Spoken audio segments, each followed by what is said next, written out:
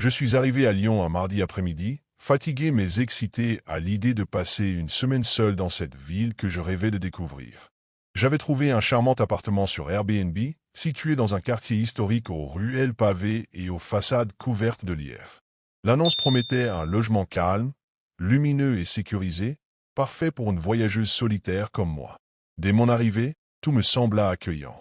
L'appartement était petit mais cosy, avec des meubles en bois clair, une grande fenêtre donnant sur une cour intérieure et une cuisine parfaitement équipée.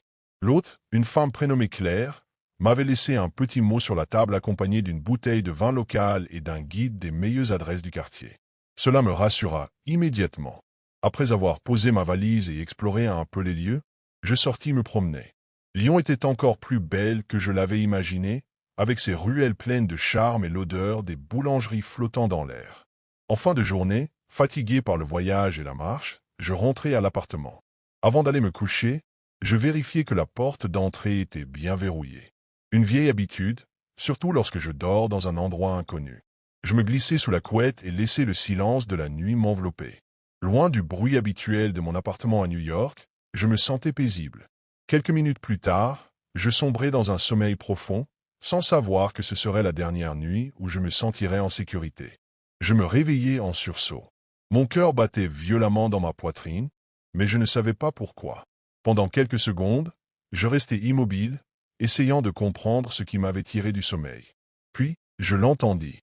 Un bruit léger, presque imperceptible, venant de la cuisine, comme un objet déplacé sur une surface en bois. Je tendis l'oreille, retenant ma respiration. Peut-être un bruit venant des voisins.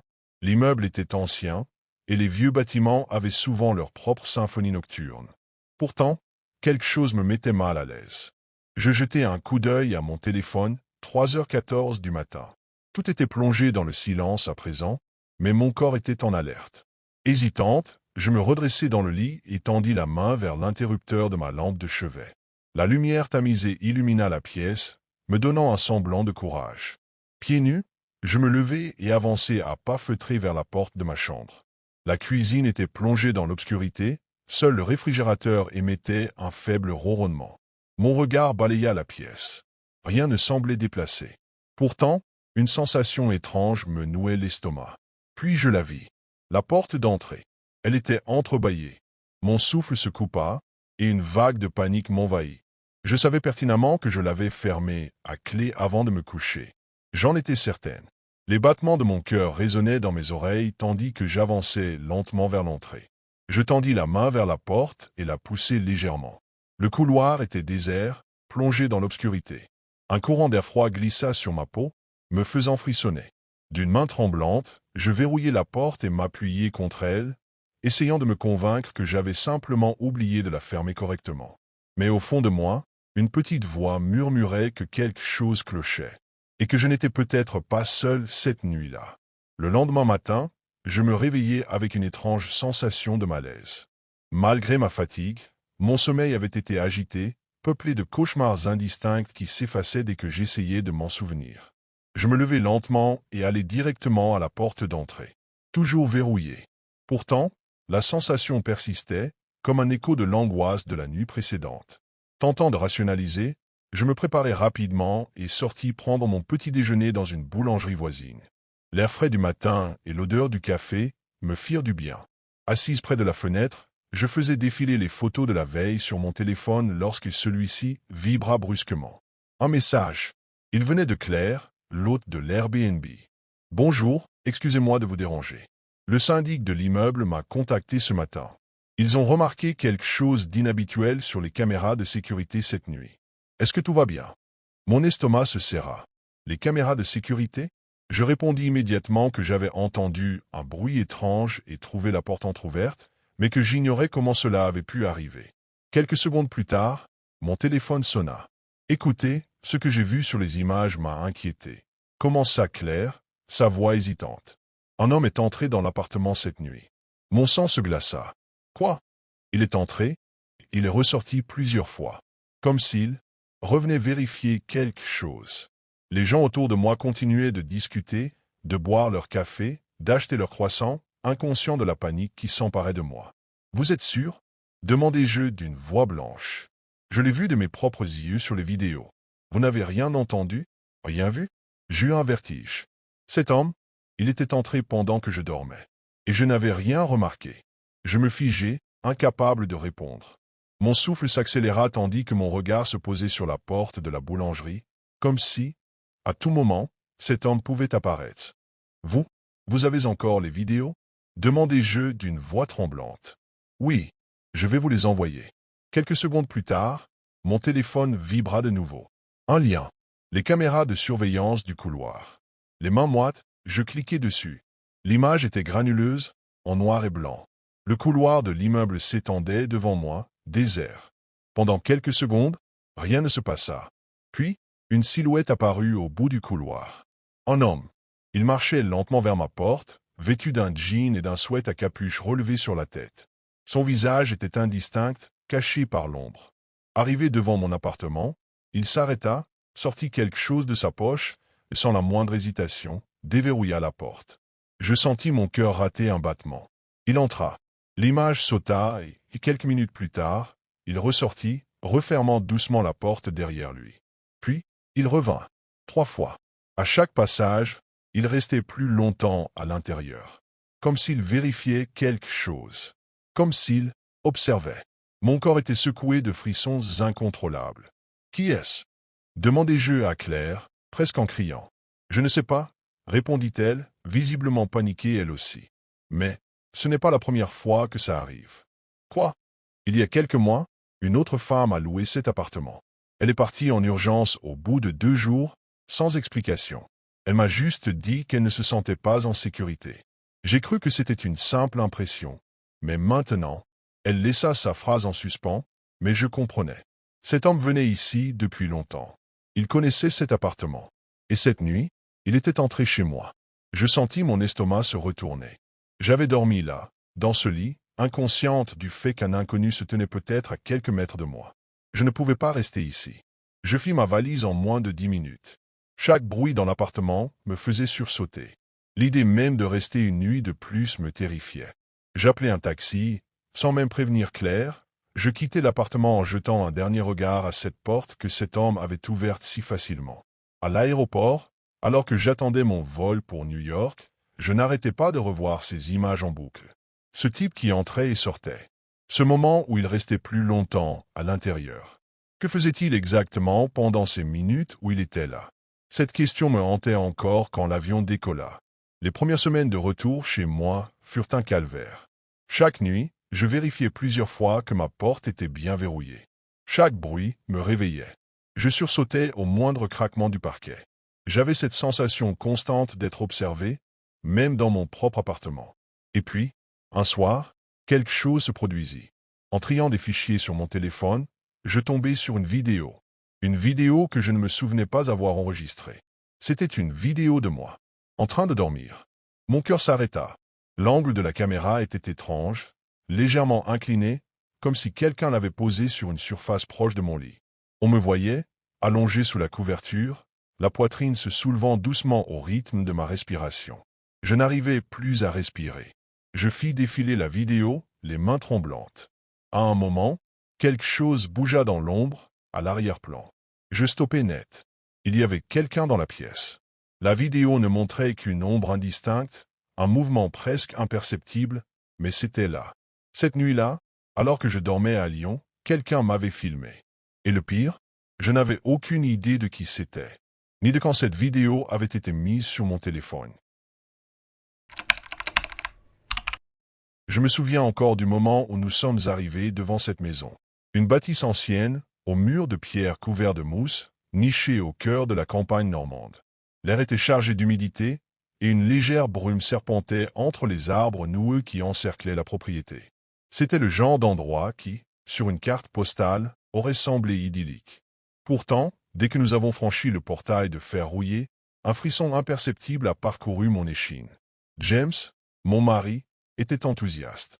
Il avait toujours rêvé de séjourner dans une maison chargée d'histoire, un lieu où chaque recoin racontait un passé oublié. Moi, en revanche, je ne pouvais m'empêcher de ressentir un malaise diffus.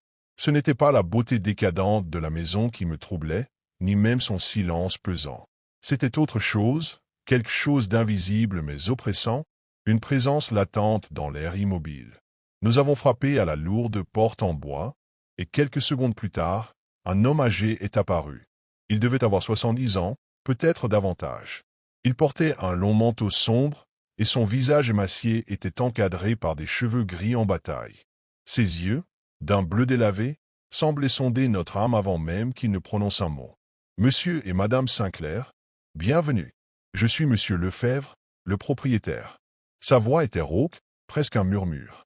Il nous fit signe d'entrer et referma la porte derrière nous avec un bruit sourd. L'intérieur de la maison était encore plus oppressant que je l'avais imaginé.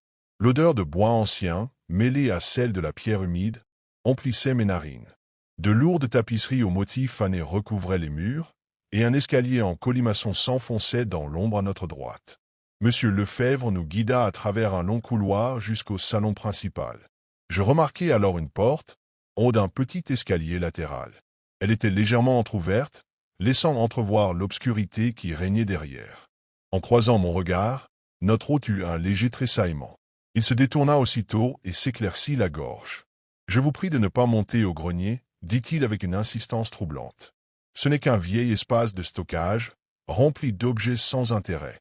La maison est grande, vous aurez tout l'espace dont vous avez besoin. » James haussa les épaules et me lança un regard complice. Mais moi, je ne pouvais détacher mes yeux de cette porte. Elle semblait respirer, comme si quelque chose, ou quelqu'un, se trouvait juste derrière, tapi dans l'ombre, à l'écoute de chaque mot que nous prononcions. Les premières nuits passèrent lentement, et au début, nous essayions de nous convaincre que la maison était simplement vieille, avec ses bruits caractéristiques. Cependant, quelque chose ne semblait pas tout à fait normal. Je n'arrivais pas à m'endormir, pris dans un état de vigilance constant, comme si l'air était trop lourd pour que mes paupières puissent se fermer complètement. La première fois que j'entendis les bruits, je pensais que c'était simplement le vent ou la vieille maison qui se pliait sous son âge. Mais la nuit suivante, les sons devinrent plus distincts. C'étaient comme des pas lents, mesurés, qui se déplaçaient au-dessus de notre tête. Je me redressai dans mon lit, écoutant attentivement, mon cœur battant la chamade dans ma poitrine. Les pas étaient si clairs, si réguliers, qu'ils semblaient presque humains. Je n'osais pas réveiller James, de peur de paraître folle. Il dormait profondément, comme s'il n'y avait rien d'étrange dans cette maison, mais moi, je n'arrivais pas à me détendre. Les bruits recommencèrent chaque nuit, à peu près à la même heure, souvent autour de 2 heures du matin. Je me levais parfois pour vérifier, mais la maison restait silencieuse, figée, comme si tout s'était arrêté dès que je posais un pied dans le couloir. James commença à remarquer mon agitation, mes gestes nerveux chaque fois que les bruits se faisaient entendre. « Tu ne te sens pas bien, Émilie » demanda-t-il une nuit, en me trouvant debout près de la fenêtre, le regard perdu dans le vide. Je lui expliquai, mais il sembla d'abord sceptique. Il pensait que j'étais simplement stressé par le dépaysement. Pourtant, la vérité était là, tangible et glaçante. Les bruits étaient réels. Puis, un soir, alors que je me retournais dans mon lit, un cri perça le silence. Ce n'était pas un cri humain, mais quelque chose de plus effrayant, quelque chose de primal, qui semblait venir des profondeurs de la maison. James se réveilla en sursaut, son visage marqué par la panique. C'était quoi ça? Je n'avais aucune réponse. Le cri se tut aussi soudainement qu'il avait commencé, laissant place à un silence glacial. Nous échangions un regard silencieux, sachant tous deux que ce n'était pas un bruit ordinaire. Le pire, c'est que, même après avoir cherché partout dans la maison, rien ne semblait expliquer ces bruits étranges. Pas de rongeurs, pas de vieux tuyaux, juste un vide qui résonnait dans l'obscurité de la maison. Mais plus je y pensais, plus je savais qu'il y avait quelque chose là-haut, dans ce grenier interdit, qui nous regardait, nous écoutait. Un soir, après une journée passée à ignorer les bruits incessants du grenier, James et moi avons décidé de briser notre silence et d'enfin enquêter. C'était comme si, d'une manière inexplicable, l'atmosphère de la maison nous poussait à en savoir plus, à comprendre ce qui se cachait au-delà de ces murs anciens. Nous nous sommes dirigés vers le couloir où se trouvait l'escalier menant à l'étage supérieur. La porte du grenier était toujours là, légèrement entr'ouverte, comme si elle nous attendait. En montant les marches, j'avais une étrange sensation d'être épié. L'air devenait plus frais, plus lourd, et chaque pas que nous faisions semblait amplifier le silence oppressant autour de nous. Arrivé en haut, James poussa doucement la porte du grenier. Un grincement sinistre se fit entendre, semblant traverser l'écho de l'espace. Je me figeai sur place. Le grenier était plongé dans une obscurité presque totale, mais une faible lueur filtrait à travers les petites fenêtres sales, créant des ombres mouvantes qui semblaient danser sur les murs poussiéreux. Je pouvais sentir la poussière dans l'air, son odeur âcre envahissant mes poumons à chaque respiration. Nous avons allumé une lampe torche et avons commencé à fouiller l'espace. Des vieilles caisses, des meubles en bois abandonnés et des objets oubliés étaient empilés contre les murs, mais quelque chose d'anormal attira notre attention. Un grand meuble en bois massif, une armoire ancienne, était contre le mur, presque adossé à la porte. Pourquoi un meuble était-il placé ici, exactement devant la porte du grenier? Cela ne faisait aucun sens. James s'approcha et essaya de le déplacer, mais il semblait étonnamment lourd, comme si l'armoire résistait à notre volonté. Après quelques efforts, il réussit à le pousser suffisamment pour dégager la porte. C'est alors que nous avons vu l'étrange découverte, une porte secrète cachée derrière le meuble. Elle était recouverte de poussière, mais on pouvait voir les traces de doigts récents, des marques visibles sur la surface en bois, comme si quelqu'un l'avait ouverte récemment. Mon cœur s'emballa alors que l'idée d'un secret dissimulé derrière cette porte m'envahissait. Pourquoi la porte était-elle cachée? Pourquoi n'en avions-nous jamais entendu parler auparavant? James tourna la poignée. Après une courte résistance, la porte s'ouvrit lentement.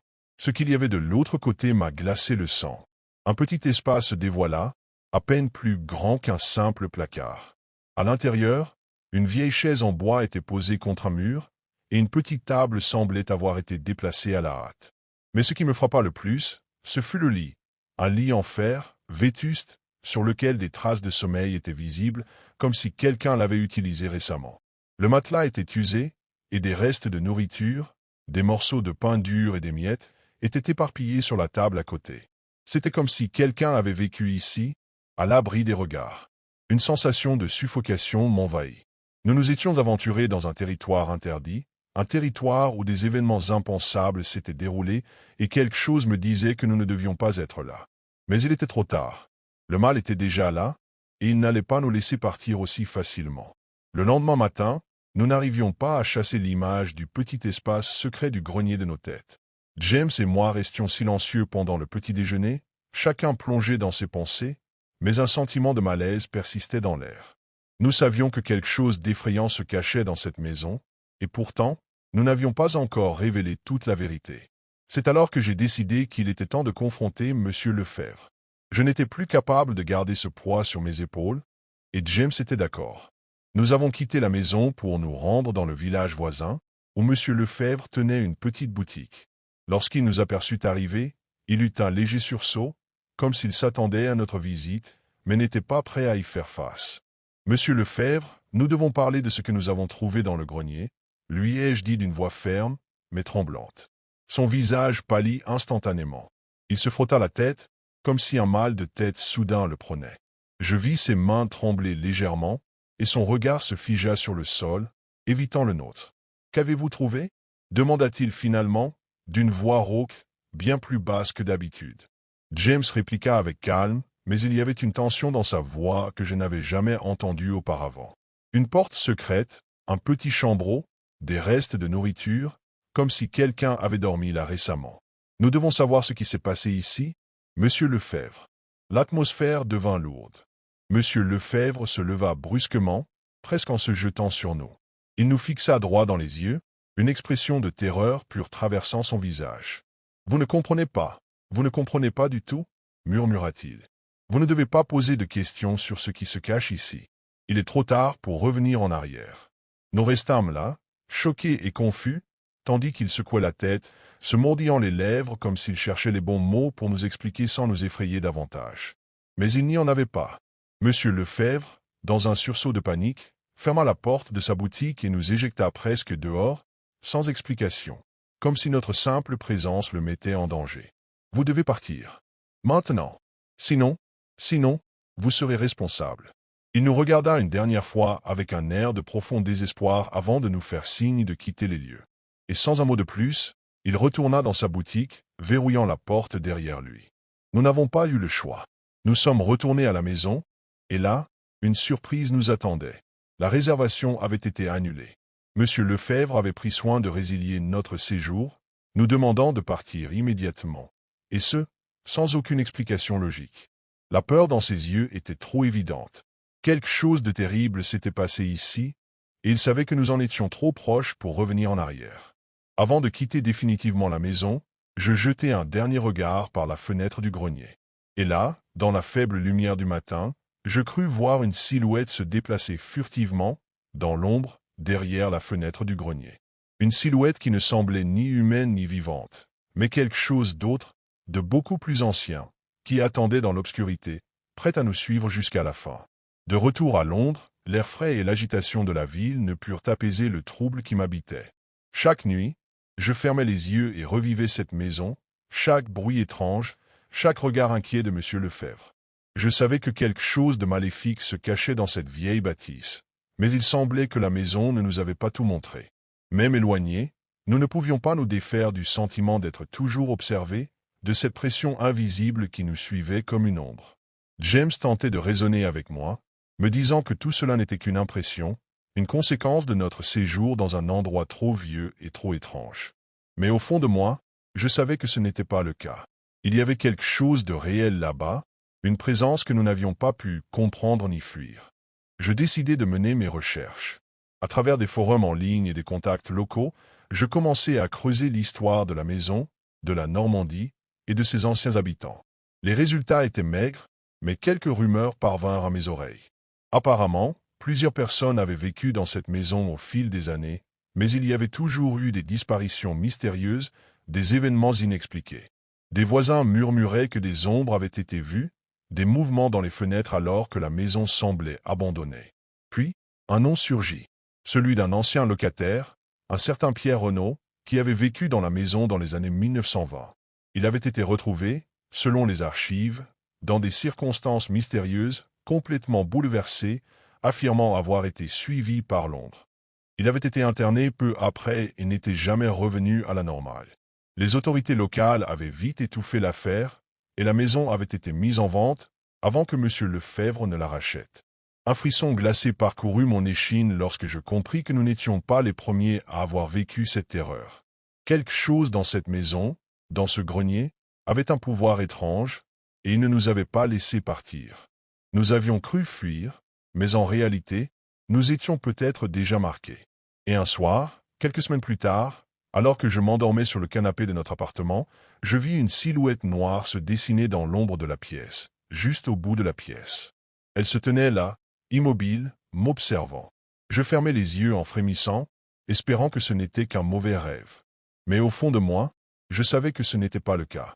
La maison nous suivait, et nous n'avions peut-être pas encore tout vu. Je suis arrivé à Marseille un jeudi matin, sous un ciel limpide et une brise marine agréable. J'avais économisé pendant des mois pour m'offrir ce voyage en solo, une petite escapade loin de mon quotidien. Dès ma descente du train, l'excitation montait en moi. J'avais hâte de découvrir la ville, ses ruelles pittoresques, ses marchés animés, bien sûr, le vieux port, que je rêvais de voir depuis des années. L'Airbnb que j'avais réservé était un petit studio situé dans un immeuble ancien, en plein centre-ville. L'annonce mentionnait un « espace cosy, parfait pour les voyageurs seuls ». En arrivant devant l'immeuble, je fus charmé par la façade en pierre et les balcons en fer forgé, typiques de l'architecture marseillaise. Je récupérai la clé dans une boîte sécurisée, comme indiqué par le propriétaire, et poussai la lourde porte d'entrée. L'intérieur du studio était modeste mais chaleureux. Un lit double contre le mur, une kitchenette bien équipée, une petite table avec 2 chaises et une grande fenêtre donnant sur une cour intérieure. Le sol en carreaux de ciment ajoutait un certain cachet à l'endroit. Fatigué du voyage, je déposai ma valise près du lit et fis un rapide tour du propriétaire. Tout semblait propre et fonctionnel. En ouvrant la porte de la salle de bain, je remarquai immédiatement le grand miroir accroché au mur, juste au-dessus du lavabo. Il était immense, prenant presque toute la largeur du mur. Je trouvais ça plutôt agréable, car j'aimais les pièces bien éclairées. Je me regardai un instant, brossant rapidement mes cheveux défaits par le vent du voyage. Puis, sans trop y prêter attention, je poursuivis ma visite, me réjouissant à l'idée de commencer mon séjour. À ce moment-là, je ne me doutais pas encore que ce miroir allait transformer mon voyage en cauchemar. Ce n'est que le lendemain matin que j'ai commencé à ressentir un léger malaise. La nuit s'était bien passée, mais un sentiment diffus d'inconfort m'habitait sans que je puisse en identifier la cause. Peut-être était-ce simplement l'adaptation à un nouvel environnement. Après tout, j'étais seul dans une ville que je ne connaissais pas, et j'avais tendance à être un peu anxieuse en voyage. En entrant dans la salle de bain pour me préparer, mon regard s'attarda de nouveau sur le grand miroir. Quelque chose me dérangeait, sans que je puisse dire quoi exactement. Instinctivement, je me suis approché et j'ai observé mon reflet de plus près. L'encadrement semblait légèrement décalé du mur, presque imperceptiblement, mais suffisamment pour éveiller ma curiosité. Une sensation étrange monta en moi. Sans vraiment réfléchir, je posai le bout de mes doigts sur la surface du miroir et frappai doucement. Un son creux résonna. Mon cœur se mit à battre plus vite. Ce n'était pas le bruit que faisait un miroir classique fixé sur un mur plein. Je me rappelai alors une astuce que j'avais vue quelque part sur Internet. Pour détecter un miroir sans teint, il suffisait de coller un doigt contre la surface. Si un espace se formait entre le doigt et son reflet, c'était un miroir ordinaire. Mais si les deux se touchaient parfaitement, c'était une vitre donnant sur un autre espace. Les mains moites, je fis le test.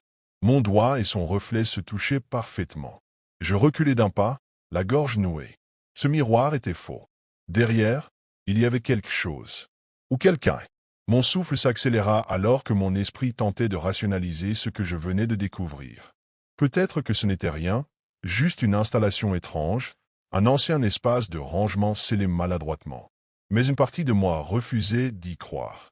Une sensation glaciale me parcourut l'échine, un instinct primal m'ordonnant de ne pas ignorer ce détail inquiétant. J'essayai de détacher le miroir, mais il semblait solidement fixé au mur.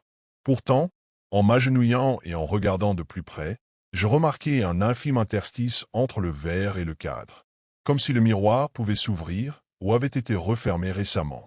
L'idée qu'il puisse y avoir un espace caché derrière me donna la nausée. Je retournai précipitamment dans la chambre et me mis à inspecter le reste du studio. Mon regard balaya chaque recoin avec une urgence nouvelle. Je remarquai alors un détail qui m'avait échappé la veille. Un minuscule trou dans le mur, juste en face du lit. Il était à peine visible, mais en m'approchant, je compris qu'il n'était pas naturel. Quelqu'un l'avait fait délibérément. Un frisson me parcourut. Et si je n'étais pas seul ici? D'un geste tremblant, j'éteignis la lumière et restai immobile. Le silence m'entourait, mais un bruit presque imperceptible attira mon attention. Un craquement, comme si quelqu'un bougeait doucement derrière un mur. Je sentis mon cœur se serrer. Quelqu'un m'observait-il en ce moment même? Était-il derrière ce miroir, caché dans un espace secret? Je refusais de rester une seconde de plus. Sans prendre le temps de ranger mes affaires, j'attrapai mon sac, mon téléphone et sortis précipitamment du studio, le souffle court, le cœur battant à tout rompre. Dans la rue, sous la lumière rassurante des réverbères, j'appelai la police. Les minutes qui suivirent mon appel furent les plus longues de ma vie. J'attendais sur le trottoir, jetant des regards nerveux vers les fenêtres du studio, m'attendant presque à voir une silhouette apparaître derrière les rideaux. Mon estomac était noué par l'angoisse. Et si je m'étais trompé? Et si ce n'était qu'une installation étrange et que j'étais en train de paniquer pour rien? Mais au fond de moi, je savais que quelque chose clochait. Lorsque la police arriva, 2 agents descendirent de leur voiture et s'approchèrent de moi. Je leur expliquai rapidement la situation, mes mots trébuchant les uns sur les autres sous l'effet du stress. Ils échangèrent un regard avant d'acquiescer et de me demander de les accompagner à l'intérieur. Je pénétrai de nouveau dans le studio, cette fois entouré des policiers. L'endroit, pourtant familier, me paraissait désormais hostile, comme si les murs eux-mêmes dissimulaient un secret. L'un des agents se dirigea immédiatement vers la salle de bain, tandis que l'autre inspectait le reste de la pièce. Lorsque l'agent devant le miroir frappa à son tour sur la surface, il eut la même réaction que moi. Son collègue s'approcha, et ensemble, ils commencèrent à forcer le cadre. Après quelques minutes d'effort, un déclic sinistre retentit. Lentement, le miroir se détacha du mur, révélant un espace sombre derrière. Je plaquai une main sur ma bouche pour ne pas crier. Derrière le miroir, il y avait une petite cavité, à peine assez grande pour qu'un homme puisse s'y tenir accroupi. Des câbles longeaient les parois, menant à un boîtier électronique que l'un des policiers identifia immédiatement comme un système de surveillance. Mais le pire était encore à venir. En fouillant le reste du studio, les agents découvrirent plusieurs caméras dissimulées, une minuscule au-dessus du lit, une autre intégrée dans un détecteur de fumée factice, et même une sous la table. Quelqu'un avait filmé chacun de mes mouvements. Je sentis mes jambes flancher alors que l'ampleur de la situation s'imposait à moi. Depuis mon arrivée, j'avais été surveillé à chaque instant, dans mes gestes les plus intimes, sans jamais m'en douter. Une vague de dégoût et de panique m'envahit.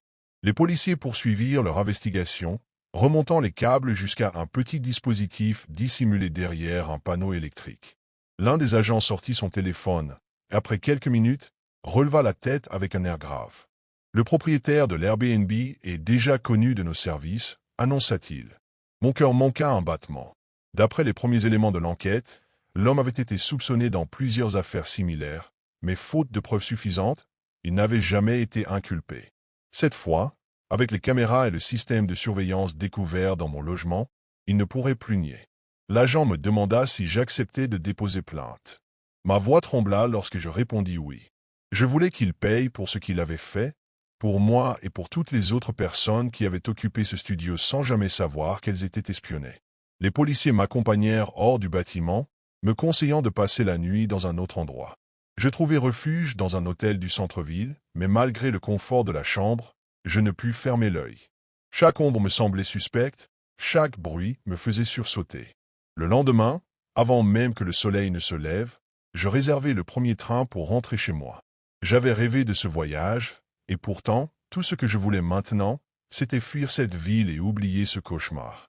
Mais oublier, c'était impossible. Depuis cette nuit-là, chaque hôtel, chaque appartement de location me met mal à l'aise. Chaque miroir me semble suspect. L'idée même d'être seul dans un lieu inconnu me terrifie, parce que je sais désormais qu'un simple reflet peut cacher l'impensable. Lorsque nous sommes arrivés à Bordeaux, ma petite amie et moi étions impatients de découvrir notre appartement pour le week-end. C'était censé être une escapade romantique, une pause bienvenue dans notre routine quotidienne. Nous avions réservé un charmant logement sur Airbnb, situé dans un quartier historique de la ville, selon l'annonce. Les photos montraient un intérieur chaleureux, décoré avec goût, et l'emplacement semblait parfait. Nous avons suivi les indications sur notre téléphone jusqu'à l'adresse indiquée. Mais en tournant au coin de la rue, mon enthousiasme a laissé place à une étrange inquiétude. Le bâtiment devant nous n'avait rien à voir avec celui des photos. La façade était décrépite, les volets fermés et couverts de poussière, et des mauvaises herbes envahissaient l'entrée. Il n'y avait aucun signe de vie. Un instant, j'ai cru que nous nous étions trompés d'endroit, mais le numéro sur la porte correspondait exactement à celui indiqué dans la réservation. Ma petite amie m'a jeté un regard perplexe. « C'est une blague ?» a-t-elle murmuré, visiblement mal à l'aise. J'ai immédiatement sorti mon téléphone pour appeler l'hôte. Une tonalité, deux tonalités, puis le silence. L'appel n'a jamais abouti. J'ai réessayé plusieurs fois, en vain. J'ai alors ouvert l'application Airbnb pour vérifier les détails de la réservation. Mais quelque chose d'encore plus troublant s'est produit. L'annonce avait disparu. Il ne restait aucune trace de notre réservation, comme si elle n'avait jamais existé. Un frisson m'a parcouru l'échine. Nous étions seuls, devant un immeuble qui semblait abandonné depuis des années, avec nulle part où aller. Ma petite amie voulait partir immédiatement. Elle répétait que quelque chose n'allait pas, que ce n'était pas normal, et elle avait raison. Mais une part de moi refusait d'accepter l'absurdité de la situation. Nous avions payé pour ce logement, l'annonce existait encore quelques heures auparavant, et il devait y avoir une explication rationnelle. En m'approchant de la porte principale, je remarquai qu'elle n'était pas entièrement fermée. Elle était légèrement entr'ouverte, laissant entrevoir un couloir plongé dans l'ombre. Un courant d'air froid s'en échappait, me faisant frissonner malgré la chaleur de l'après-midi. J'hésitais. Tout en moi me disait de faire demi-tour. Pourtant, ma curiosité fut plus forte. Je poussai la porte lentement, et une odeur de renfermé et de bois humide m'envahit aussitôt. L'intérieur n'était pas totalement délabré, mais il semblait abandonné depuis longtemps.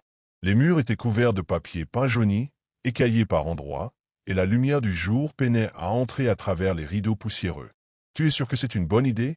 chuchota ma petite amie, restant en retrait sur le seuil. Je ne répondis pas. Une étrange sensation me nouait l'estomac. Il y avait quelque chose d'indéfinissable dans l'air, une impression de malaise grandissant. Puis, dans le silence pesant, Un bruit se fit entendre au fond du couloir. Un craquement, comme si quelqu'un venait de marcher sur un vieux parquet. Mon cœur s'emballa instantanément. J'eus un mouvement de recul, mais mes jambes semblaient figées sur place. Ma petite amie agrippa mon bras, les doigts tremblants. « C'était quoi, ça » souffla-t-elle. Je voulais répondre, dire que ce n'était sûrement rien, mais aucun mot ne sortit de ma bouche. L'obscurité au fond du couloir semblait s'étirer, avalant les formes, distordant les ombres. Une odeur étrange flottait dans l'air, un mélange de poussière, d'humidité, autre chose. Quelque chose de plus organique, de plus rance. Rassemblant mon courage, je fis quelques pas en avant. Le bruit ne se répéta pas, mais une sensation de présence devint écrasante. Comme si nous étions observés. Comme si quelque chose, dans cet appartement, savait que nous étions là. J'atteignis une porte entr'ouverte et poussai doucement du bout des doigts. Une pièce apparut devant moi, figée dans le temps. Une table était dressée, avec des assiettes et des verres recouverts d'une fine couche de poussière. Un manteau pendait sur un porte-manteau près de l'entrée, comme si son propriétaire devait revenir d'un instant à l'autre. Puis je vis le miroir. Un grand miroir ancien, au cadre doré terni par le temps, posé contre le mur en face de moi. Mon reflet y apparaissait, mais quelque chose clochait. L'angle était bizarre, comme si l'image était légèrement décalée. Et puis, derrière moi, une silhouette. Une forme sombre, immobile. Je me retournai d'un coup, prêt à affronter ce qui se tenait là. Mais il n'y avait rien. Je reculai d'un pas, le souffle court, fixant le vide derrière moi. Mon cœur battait si fort que je pouvais l'entendre résonner dans mes oreilles. Ma petite amie, toujours sur le seuil, murmurait mon nom d'une voix inquiète, mais je ne pouvais pas détourner mon regard du miroir. La silhouette avait disparu, mais une seconde plus tard, le reflet changea de nouveau. Cette fois, ce n'était pas une ombre indistincte. C'était moi. Moi, debout au même endroit, mais avec un léger décalage. Comme si mon reflet avait bougé une fraction de seconde après moi. Puis, sans que je ne fasse le moindre mouvement, mon reflet sourit. Un sourire large, tordu, qui ne m'appartenait pas. Je sentis un vertige me submerger. Un froid glacial me saisit la nuque, comme si quelque chose venait de souffler derrière moi. Cette fois, je ne cherchais pas à comprendre. J'attrapai la main de ma petite amie et courus vers la sortie, la traînant derrière moi. Nous franchîmes le seuil, la porte se refermant brusquement derrière nous dans un claquement sec. Dehors, l'air semblait plus lourd, comme si nous venions de sortir d'un cauchemar trop réel. Je pris mon téléphone avec des mains tremblantes et ouvris l'application Airbnb. Mais l'annonce avait disparu. Il ne restait aucune trace de notre réservation. Je me précipitai sur un moteur de recherche et tapai l'adresse du bâtiment. En quelques secondes, plusieurs résultats apparurent. Articles de journaux, forums de discussion, et un détail qui me glaça le sang. Ce bâtiment était abandonné depuis plus de 50 ans. Cette nuit-là, de retour à l'hôtel, je n'arrivais pas à dormir. Ma petite amie s'était finalement assoupie, mais moi, je restais là, les yeux rivés au plafond, revivant encore et encore cette scène impossible. Ce que j'avais vu dans ce miroir, ce sourire qui n'était pas le mien. Vers 3 heures du matin, mon téléphone vibra sur la table de nuit. Un message. Je tendis la main, hésitant avant de regarder l'écran. L'expéditeur était inconnu. Aucun numéro, aucun nom. Juste un message simple, mais terrifiant. Tu es revenu. Nous aussi. Mon sang se glaça. Mon premier réflexe fut de regarder autour de moi, mais la chambre était silencieuse. Trop silencieuse. Je me levai lentement, me dirigeant vers le miroir de la salle de bain, une angoisse sourde me tordant l'estomac. Je me regardai, et mon reflet me regarda en retour. Rien d'anormal. J'expirai, tentant de me convaincre que mon esprit me jouait des tours. Puis, alors que je détournais les yeux, un mouvement attira mon attention.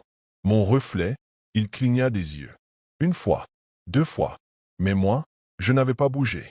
Et puis, lentement, il commença à sourire. Nous étions enfin arrivés.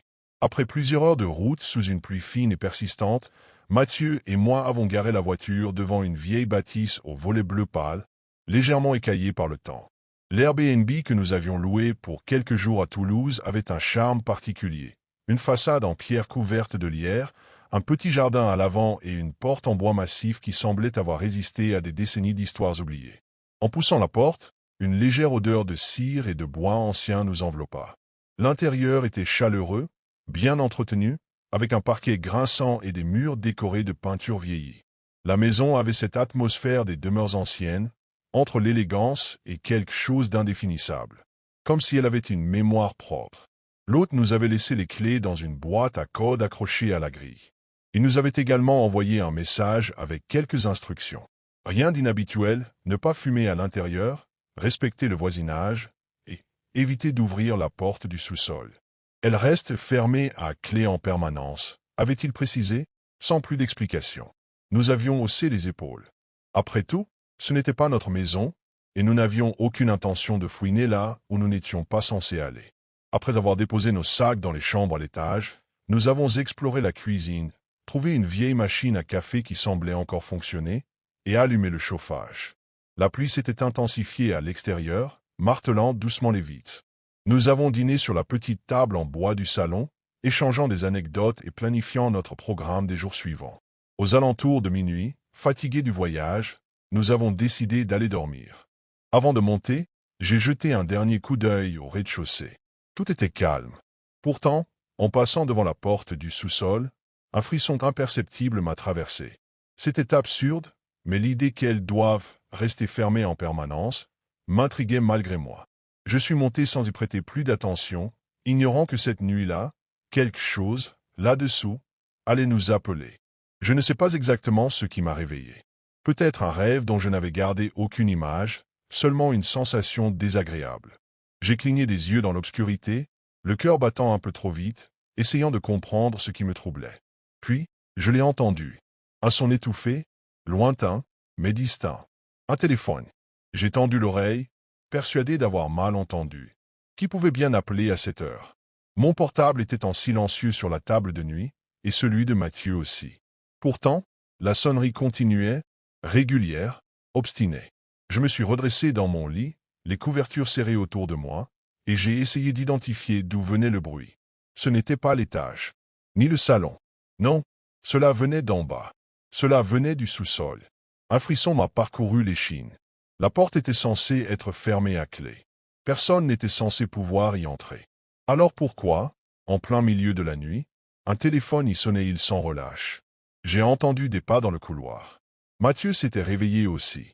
Il a entrouvert la porte de ma chambre, les yeux encore embués de sommeil. « Tu entends ça » a-t-il murmuré. J'ai hoché la tête, incapable de parler. Nous sommes restés immobiles, écoutant cette sonnerie démodée, presque irréelle dans le silence nocturne. Elle sonnait encore et encore, avec une insistance dérangeante, comme si quelqu'un ou quelque chose attendait qu'on réponde. Puis, aussi soudainement qu'elle avait commencé, elle s'est arrêtée. Un silence épais a envahi la maison. Nous avons attendu, les muscles tendus, mais plus rien ne vint troubler la nuit. C'est sûrement un vieux téléphone laissé là par le propriétaire, a soufflé Mathieu, sans grande conviction. J'ai voulu me convaincre qu'il avait raison. Après tout, il devait bien y avoir une explication logique. Mais alors que nous retournions lentement vers nos lits, une pensée glaçante s'est imposée à moi.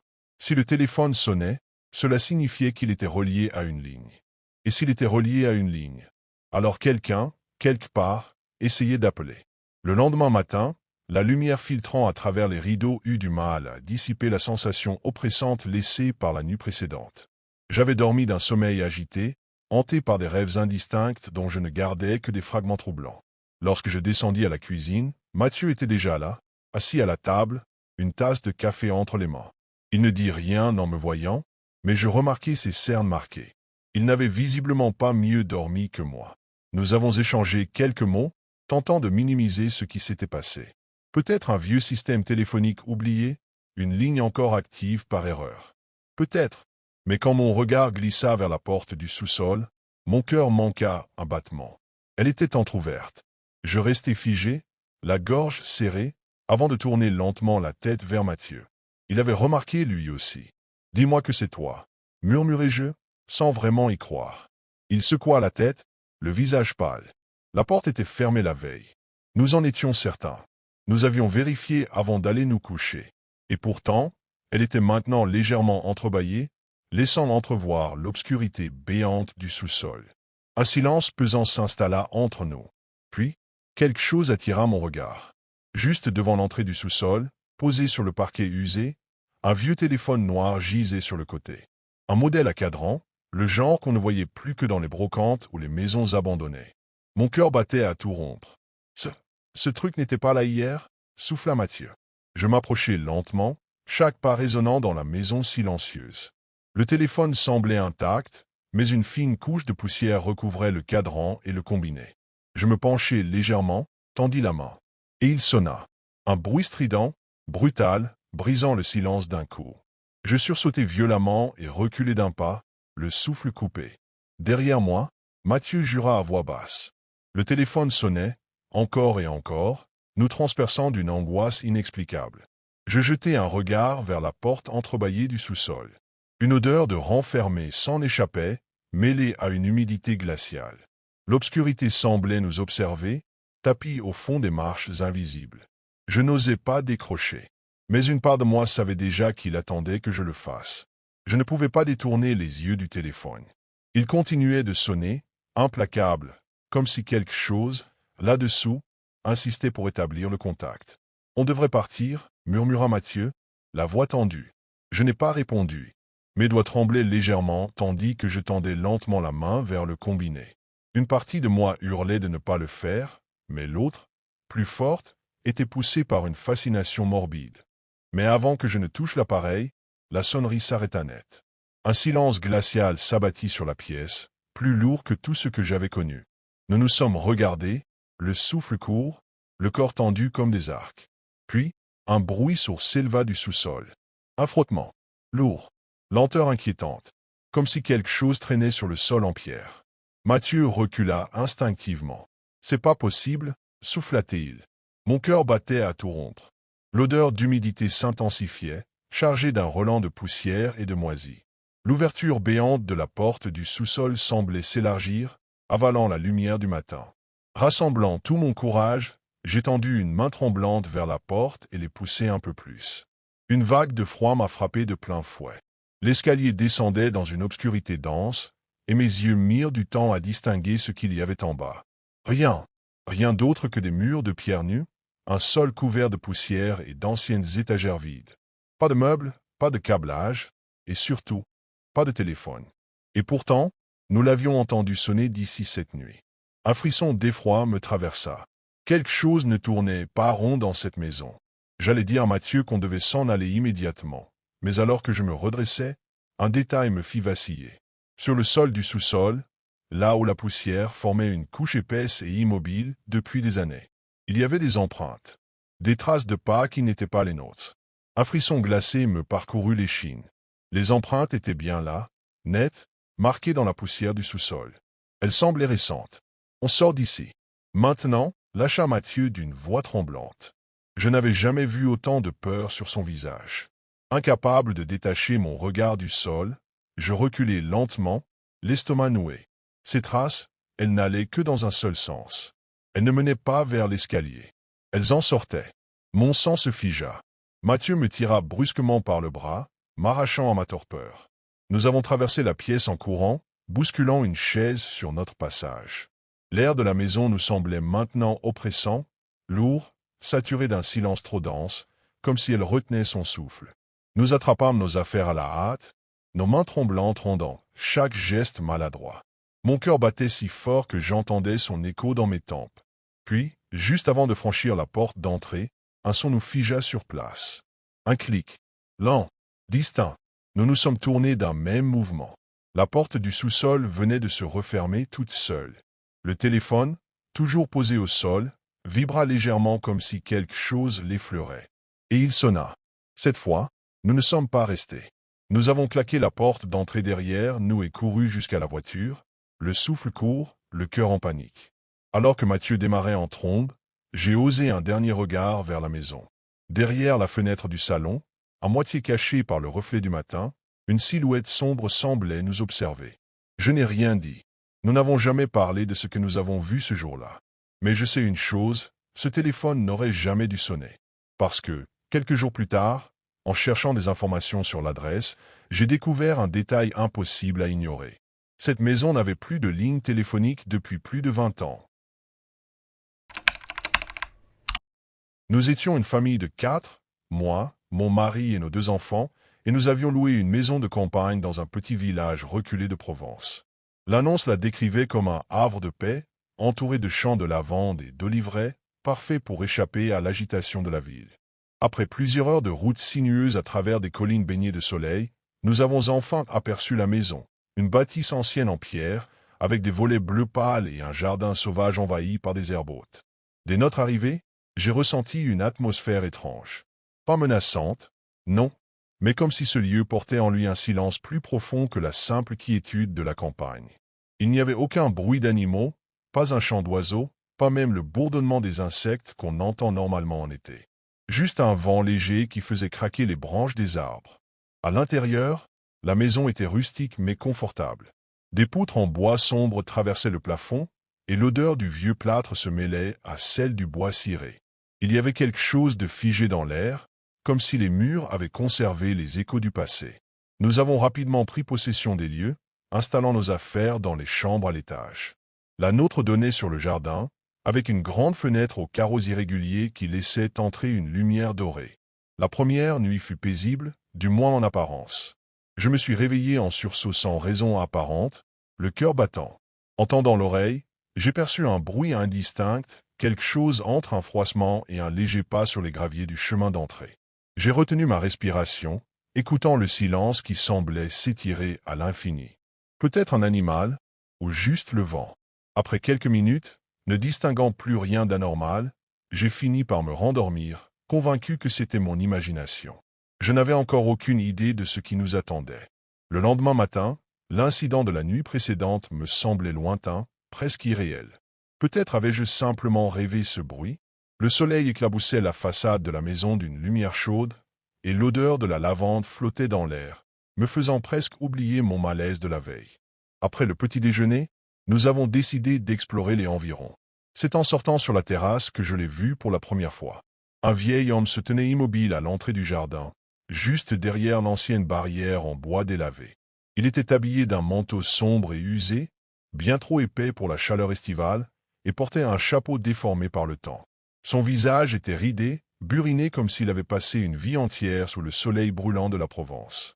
Mais ce qui m'a glacé le sang, c'était son regard. Fixe, intense, vide d'émotion.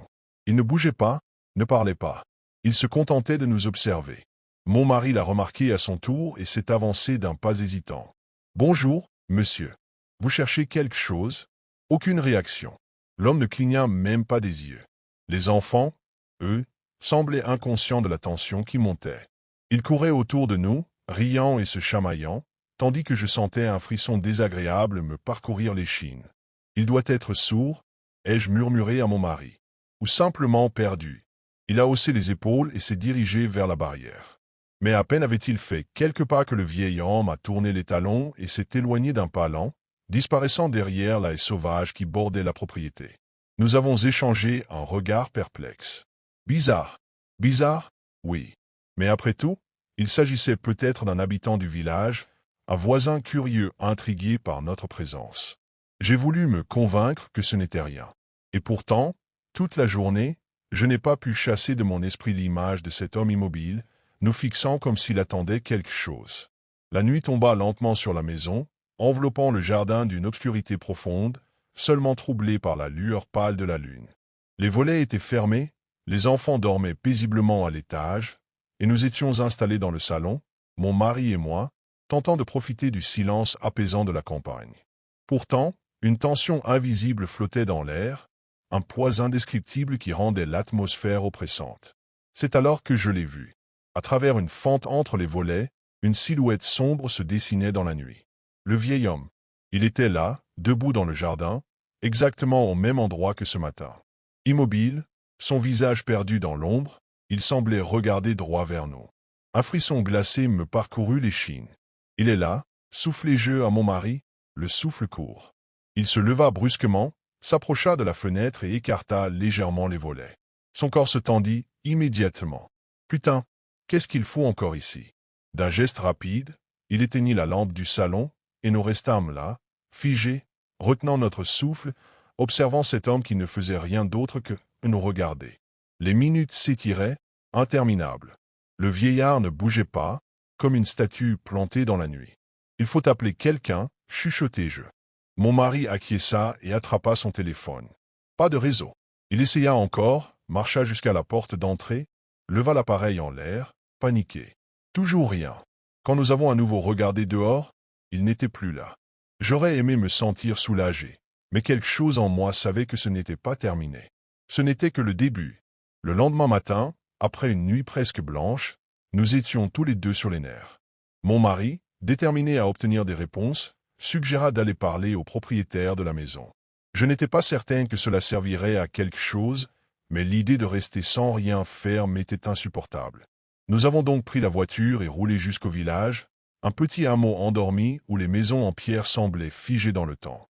L'auberge où logeait notre hôte se trouvait sur la place centrale, à côté d'une fontaine couverte de mousse.